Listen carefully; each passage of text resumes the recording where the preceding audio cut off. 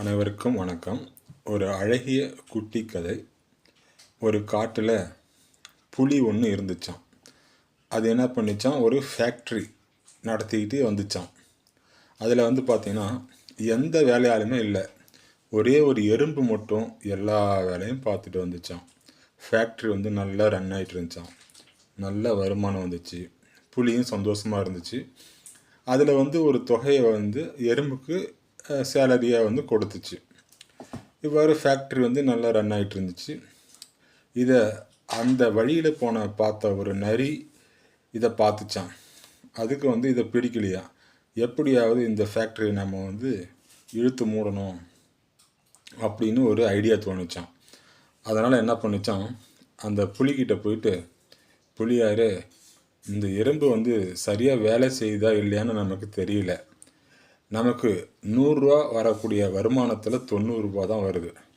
100 ரூபா வந்தால் நல்லா தானே இருக்கும் அப்படின்னு புலிக்கிட்ட சொல்லி தொகையை சொல்லி ஏமாற்ற ஆரம்பிச்சுதான். புலியும் சரி என்ன பண்ணலாம் அப்படின்னு சொல்லிட்டு நரிக்கிட்டே கேட்டுச்சான். அதுக்கு நரி சொன்னிச்சான், எறும்பு சரியாக வேலை செய்யுதா இல்லையா அப்படின்னு சொல்லி பார்க்குறதுக்கு நான் ஒரு ஆள் வச்சுருக்கேன், அந்த ஆளை கொண்டாடுறேன் அப்படின்னு சொன்னிச்சான். சரி நீ கொண்டு வா அப்படின்னு நரி என்ன பண்ணிச்சான், ஒரு முயலை கூப்பிட்டு இந்த முயலை வச்சுக்கிங்க புலியார், எறும்பு ஒழுங்காக வேலை செய்தா இல்லைன்னு பார்க்குறது தான் இந்த முயலோட வேலை அப்படின்னுச்சான். சரி நீ சொல்கிறது கரெக்டாக தான் இருக்கு அப்படின்னு சொன்னேன்னு முயலுக்கு ஒரு சம்பளம் கொடுத்து அதையும் வேலைக்கு வைக்கிறாங்க. உடனே மறாத நரி மீண்டும் வந்துச்சான். புலியார், இதுங்க ரெண்டும் வேலை செய்தா இல்லையான்றதுக்காக சரியாக நமக்கு தெரியல, அதனால் ஒரு பூனையை நான் கூப்பிட்டு வந்திருக்கேன். இந்த பூனை என்ன பண்ணுமோ இது ரெண்டும் ஒழுங்காக வேலை செய்தா இல்லையான்றதை கவனிக்கும் அப்படின்னு சொல்லிட்டு புலிக்கிட்ட நரி சொல்லுதான்.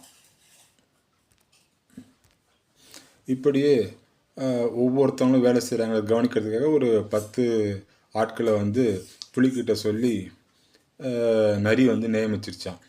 ஆனால் கம்பெனியில் அதாவது ஃபேக்ட்ரியில் ஒரு வருமானம் தான். ஸோ அந்த ஒரு வருமானமானது 10 டிவைட் ஆச்சான். ஸோ உற்பத்தியானது 1, ஆனால் சேலரி 10 மாறிச்சான். ஆனால் அதுக்கு முன்னாடி உற்பத்தி 1 தான், சேலரியும் 1 தான். அந்த எறும்புக்கு மட்டும் சேலரி கொடுத்தா போதும். ஆனால் இப்போ கூட இருக்கிற மற்ற மிருகங்களுக்கும் சேலரி கொடுத்ததுனால கம்பெனியோட வருமானம் குறைஞ்சி போச்சான். இதை புலி கவனிக்கலை, தெரியவும் இல்லை. அது என்ன நினச்சிக்கிச்சான், ஓஹோ எறும்பு தான் சரியாக வேலை செய்யலை போல இருக்குது அப்படின்னு தவறாக புரிஞ்சுக்கிச்சான்.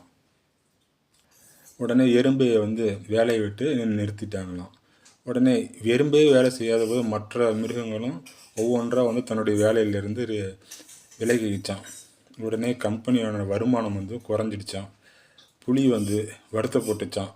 அடடா, நாம் எறும்பை நம்ம மிஸ் பண்ணிட்டோமே, எறும்பு சரியாக தான் தன்னுடைய வேலையை செஞ்சுருக்கு, இந்த நரி தான் நம்மளை ஏமாத்திருக்குன்னு சொல்லிட்டு மீண்டும் எறும்பை கூப்பிட்டு வேலை கொடுத்து எப்பவும் போல் தன்னுடைய ஃபேக்ட்ரியை ரன் பண்ண ஆரம்பித்து மீண்டும் வருமானம் ஃபேக்ட்ரியில் உயர ஆரம்பிச்சு தான்.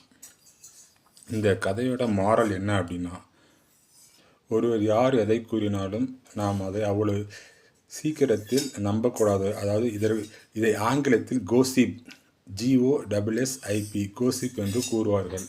அதாவது புறம் சொல்லுதல், மற்றவர்கள் புறம் சொல்வதை கேட்டு நாம் மாறக்கூடாது என்பதுதான் இந்த கதையோட நோக்கம் மற்றும் கருத்து, நீதி மற்றும் மாறல்.